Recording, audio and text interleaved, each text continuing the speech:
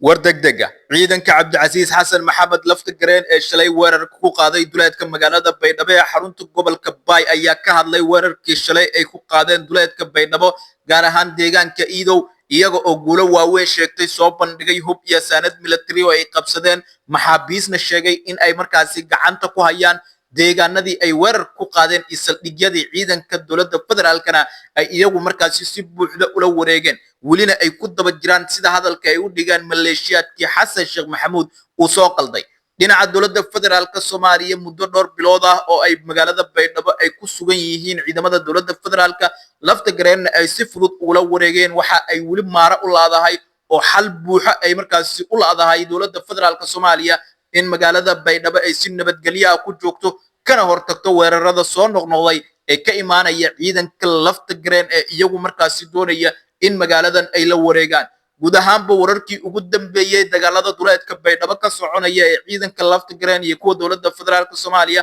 ayaan kula wadaagi doonaa soo dhawow muuqaalka like sar aragtidaada qaybta faallada ee commentiga ku dhiiba haddii aad horey noola joogtay waad ku mahadsan tahay haddii aad nala joogina nagu soo biiro ka mid noqo saaxiibada aynu markasta halkan kula wadaagno wararka iyo warbixinada guud ahaan Soomaalida iyo sidoo kale caalamka hagaaga magaalada Baydhabo ee xarunta maamulka ku meel gaarka ah ee Koonfur Galbeed Soomaaliya duleedkeeda deegaanka Iidow lagu magacaabo shalay waxa weerar ku qaaday ciidanka garabka Cabdicasiis Xasan Maxamed laftigareen ciidanka laftigareen ee shalay duleedka Baydhabo weerarka ku qaaday waxa ay guulo waaweyn ka gaareen sida markaasi war saxaafadeed ay soo saareen ay ku sheegeen weerarkii shalay halkaasi ku qaadeen iyaga oo gacanta ku dhigay sida hadalkay u dhigeen sanad military oo noocyo kala duwan leh gaadiid dagaal ciidan markaasi ka tirsan kuwa dowladda federaalka oo maxaabiis ahaan ay u qabteen sidoo kalena waxay sheegeen inay si buuxda ula wareegeen dhammaan aagagii lagu dagaalamay iyo saldhigyadii ciidamada dowladda federaalka Soomaaliya ay ku sugnaayeen talaabadan waxay ku sheegeen ciidanka laftigareen inay tahay barbilowga dagaal ballaaran oo ay doonayaan inay kula wareegaan guud ahaan magaalada Baydhabo iyo deegaanada Koonfur Galbeed Soomaaliya oo ay ku sugan yihiin ciidamada dowladda federaalka Soomaaliya iyo kuwa markaasi daacad u ah garabka aadan madoobe oo la sheegay in dhawaan loo doortay hogaamiyaha maamulka Koonfur Galbeed Soomaaliya ciidanka Cabdicasiis Xasan Maxamed laftigareen weerarkii shalay ay qaadeen waxa ay markaasi uu ahaa weerar kadis ah oo xilli markaasi aroornimadii hore ay ku ekeeyeen saldhigyo ay deegaanka Iidow duleedka magaalada Baydhabo ku yaala ay ku lahaayeen ciidamada dowladda federaalka war saxaafadeed ka soo baxay garabka laftigareen ayaa waxa lagu yiri ciidamada geesiyaasha daraawiishta Koonfur Galbeed iyo booliiska gaarka ah ee dowlad goboleedka Koonfur Galbeed iyaga oo kaashanaya shacabka deegaanka iyo bulshada markaasi u heelan garab istaaga ciidanka daraawiishta iyo booliiska gaarka ee Koonfur Galbeed Soomaaliya ee sharciga ah waxa ay ku guuleysteen inay cagta mariyaan saldhigyo ay lahaayeen maleeshiyaadka uu soo qalday xasan sheekh maxamuud iyo sidoo kale mooryaan uu dhawaan hub u qaybiyay aadan madoobe oo ku sugnaa saldhigyo ku yaalay deegaanka Iidow ee duleedka magaalada Baydhabo waxa Allah subxaanahu wa ta'ala uu ku guuleeyay ciidanka geesiyaasha Koonfur Galbeed Soomaaliya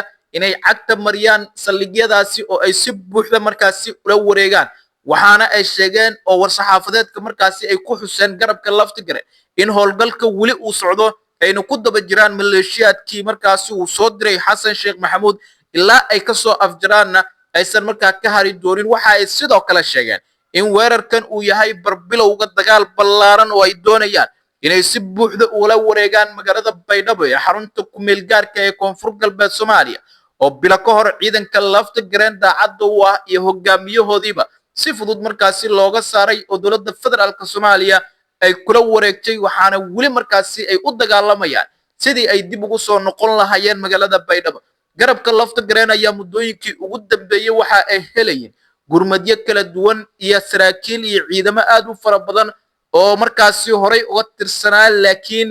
intii isbedelka uu dhacay ee laftigareen Baydhabo laga saaray iyagu ku sugnaa deegaano iyo degmooyin ka tirsan Koonfur Galbeed laakiin hadda garowsaday inay ku biiraan safka laftigareen oo ay qayb ka noqdaan halganka dib loogu xoreynayo Koonfur Galbeed iyo magaalada Baydhabo ciidanka laftigareen ayaa u muuqday inay markaasi si buuxda u doonayaan inay ula wareegaan magaalada Baydhabo iyo guud ahaanba Koonfur Galbeed Soomaaliya oo muddo bilooyin markaasi nidaamkooda uu ka maqan yahay dowladda federaalka Soomaaliyana ay halkaasi maamulayso dhinaca kale aadan madoobe ayaa waxaa wararka haddana soo gaaraya ay sheegayaan in safar degdeg ah uu dib ugu noqonayo magaalada baydhabo ee xarunta gobolka bay kadib maalmo safar ah oo muqdisho joogay waxaana safarkiisa lala xiriirinaya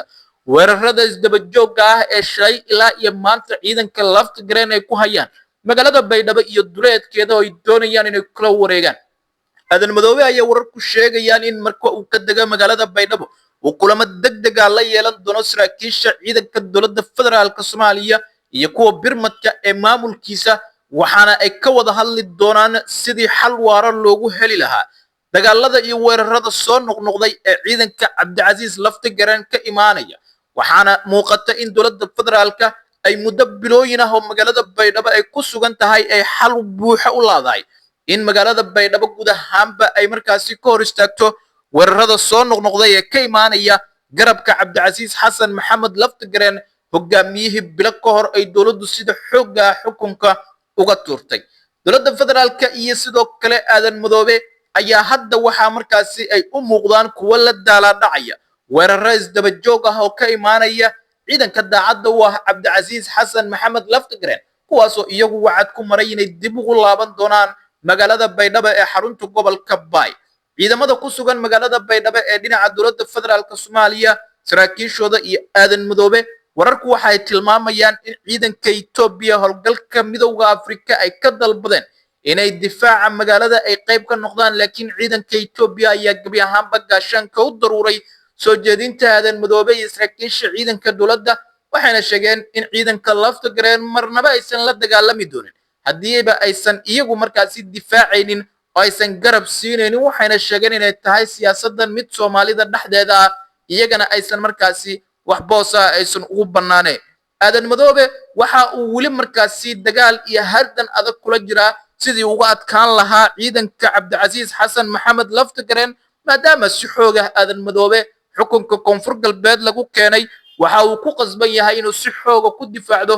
ama waxa markaasi uu sameyn doonaa inuu gabi ahaanba uu isaga tago koonfur galbeed Soomaaliya sida muuqata haddii ay dagaaladan sii socdaana waxay ka dhigan tahay in lafta gareen uu si fudud markaasi ugu laaban doono magaalada baydhabo maadaama markii horeba si fudud looga saaray garabka Cabdicasiis Xasan Maxamed lafta gareen ayaa dhinaca kale wararka aynu helayno waxay tilmaamayaan in ay ku biireen shakhsiyaad iyo sidoo kale siyaasiyiin saameyn culus ku dhaxlay deegaanada koonfur galbeed Soomaaliya iyada oo wararka aynu helayno dhinaca kale ay tilmaamayaan in wasiir Ilyas iyo wasiirro kale oo horey nidaamkiisa uga mid ahaa iyo saraakiil ciidan ay ku wajahan yihiin magaalada baydhabo duleedkeeda gaar ahaan dhinaca Cabdicasiis Xasan Maxamed lafta gareen oo ay doonayaan inay ka soo jeestaan isla markaana ay qayb ka noqdaan halganka ay wadaan ciidamada Cabdicasiis lafta gareen daacad u ah oo ay doonayaan inay kula wareegaan guud ahaanba magaalada baydhabo oo muddo markaasi dhowr bilood ah ay ka maqan yihiin xiisada iyo dagaalada duleedka baydhabo wixii ka soo kordha wararkeena dambe ayaad ku daawan doontaa muuqaalka like saar aragtidaada qaybta faallada ku dhib haddii aad horey noola joogtood ku mahadsantahay haddii aad nala joogina nagu soo biro calaamadda subscribe-ka noo taabo